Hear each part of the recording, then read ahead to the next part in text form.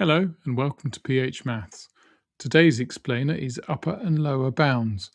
A measurement isn't a single number, it's a range.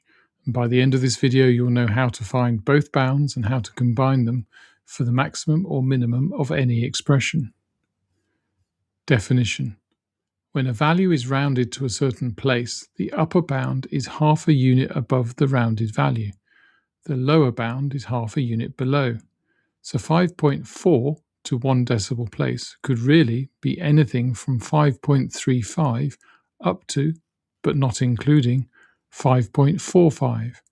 The upper bound equals 5.45, the lower bound equals 5.35. Key insight. To maximize A plus B, use upper bounds for both.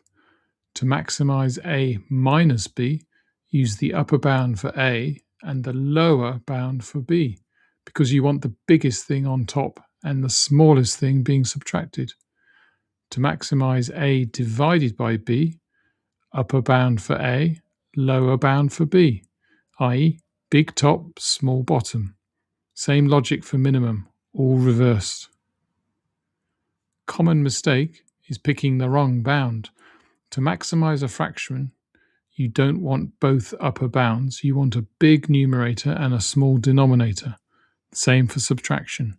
Big first term, small second term. Think about what makes the expression as big as possible. Quick example, x equals 5.4 to 1 decimal place.